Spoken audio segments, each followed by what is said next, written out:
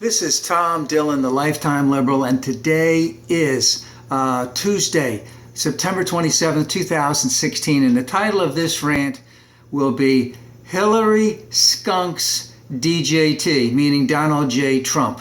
So, when I was a kid and you would play ping pong, if you were ahead 7-0, 8-1, 9-2, that was called a skunk. You played ping pong to 21. And then later on, when I was playing basketball, we'd play 4-on-4 basketball, and the winner would always roll over, and then a new team would come in to go against you. And we played at 15, and if you got to again, 7-0, 8-1, 9-2 was called a skunk, and that team had to leave, and then a new team came in. And of course, what I saw last night is that Hillary skunked the Donald. Now, I want to break this down into three ways easily to see what's going on here and to take a look at what's happening about it. Number one, the big thing is that what is going to really happen here is how is this going to affect what's going on in those battleground states. Right now, those battleground states would be Colorado, Ohio, Iowa, North Carolina, and Florida, if we want to consider them the battleground states. And of course, who is affected in those battleground states and who can make the difference? So again, the battleground states, Colorado, Ohio, Iowa, North Carolina, Florida, and who's going to affect the voting in those states? That would be the millennials, that would be white women, and that would be, of those two groups, those who are currently in favor of Gary Johnson. So Gary Johnson didn't make the grade as the third candidate. He didn't even get close to 15% of the vote. As we get closer and closer to the election, we're going to see less and less of a percentage for Gary Johnson. I believe he was up to about 12%. He needed 15% to get in there into the debates. He didn't get that. I could easily see his numbers going from 12%, 8% down below 5%. Where are his votes going to go? Will they go to Hillary? Will they go to the Donald? It clearly looks as if a vast majority of that will go to Hillary. Now, the millennials and the white women in this state and these states got a very good look last night at to what was going on in terms of responses by both candidates, how both candidates looked, and how they interacted with each other. So a couple of the things that I saw from last night is that, number one, Donald didn't answer the birther answer very well at all. Everyone knows what the birther position is. Everyone knows how racist it is. Anyone who is looking at this in terms of, in those states, the millennials and the white women, the white women, would seem as if Donald did not do well with either one of those two groups when it came to how he answered the birther question. He meandered, he took credit for the whole thing, he blamed Hillary, he blamed somebody named Cindy Blumenthal, he blamed someone in Hillary's campaign from 2008, a lady, I can't remember her name, but it just seemed meandering, it didn't have a clear answer, he took credit, so don't see that helping him at all. Second thing was, he basically indicated that Rosie O'Donnell deserved it, and all the people that everyone agrees with him. You notice how Donald, as I would like to say, a narcissistic, but I would also say that he is a social dominator. He dominates his own thoughts by saying that everyone agrees with him. That's not what's going to come off to people in those states, the millennials and the white women, in reference to the Rosie O'Donnell statement that she deserved it.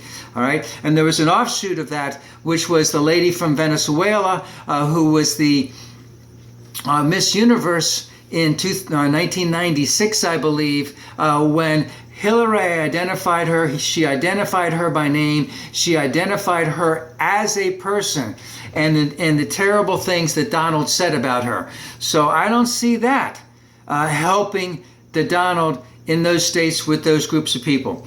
Also, the fact that he basically came out and said that he did not pay any taxes.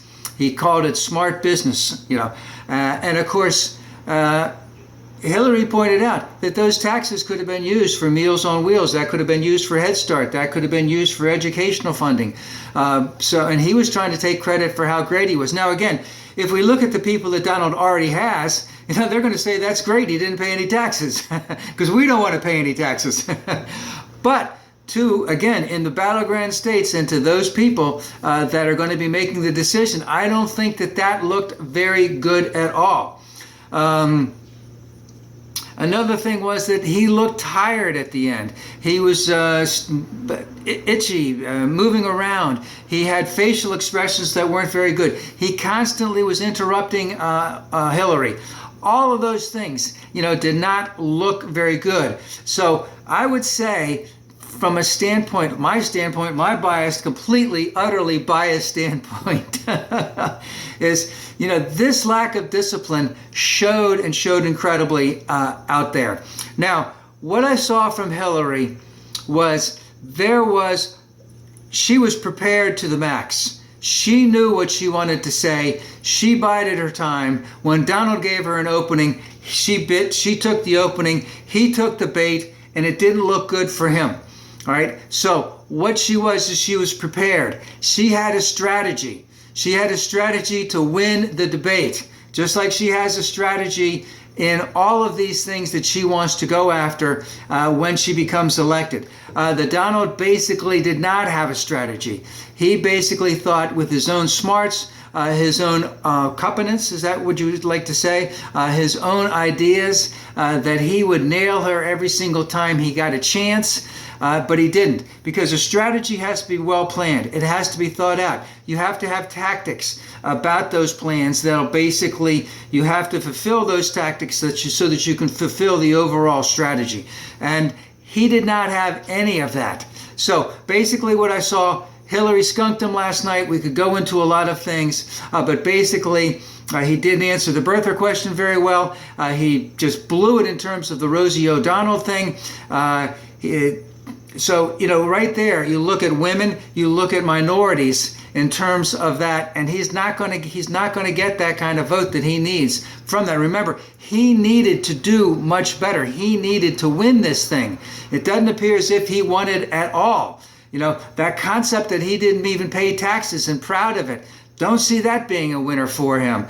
He looked tired. He was interjecting all the time. Those, again, I don't see those as winners for him.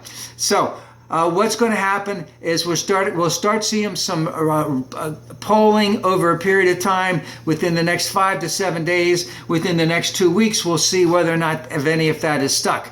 But in my mind, she won it, and we're looking at her to take a 2, maybe 3-point advantage out of this. That would put her outside the margin of error, and hopefully in those states that would take her back to winning those states and possibly taking her outside the margin of error.